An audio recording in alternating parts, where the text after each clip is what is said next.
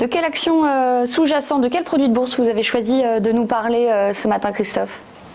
Oui, les market movers, c'est-à-dire ce que nos investisseurs ont privilégié au cours de la semaine. On l'a vu, deux stratégies, nous le disions en introduction, deux stratégies relativement claires. Aller chercher des indices et pour des opérations de relativement court terme et aller chercher des actions pour faire peut-être des placements de plus ou moins moyen terme. Enfin, moyen terme, lorsqu'on parle de produits de bourse, on parle de quelques semaines. En termes d'indices, nous le disions, les investisseurs ont privilégié de le faire en utilisant des turbos. Sur le CAC qui a représenté 35% des échanges, Dow Jones et le DAX.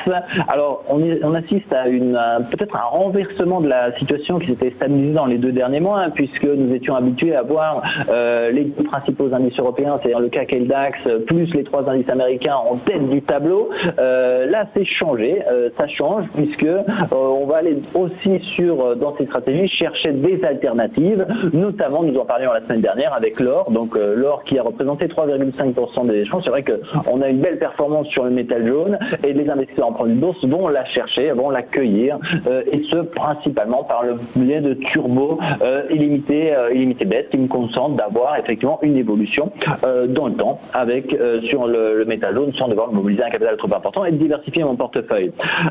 En termes d'actions, alors qu'est-ce qui a plu en ce début du mois de septembre?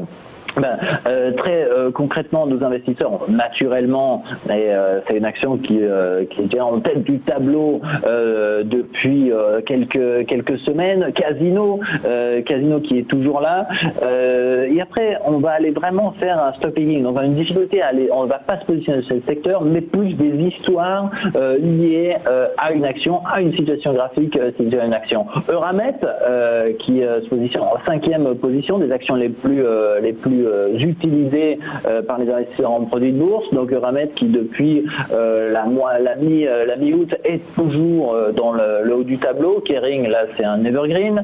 Thales, Ipsos et Iliad qui ont fait leur entrée dans la top 10. Donc on le voit, des investisseurs qui vont avoir une approche relativement éclectique dans leur choix d'investissement, qui vont plutôt privilégier des situations techniques et pour cela effectivement aller sélectionner des actions qui vont tendanciellement bouger. Donc des stratégies relativement bien définies de la part de nos investisseurs. On récapitule le tout. Stratégie de court terme sur les indices qu'on connaît, qu'on préfère le plus, donc DAX, Dow Jones et naturellement le CAC 40. L'or qui continue à se démarquer et dans les actions, donc celles sur lesquelles on va retrouver du mouvement et donc une situation graphique. On a cité cette semaine Euramet, Kering, Thales, Ipsos et Iliad.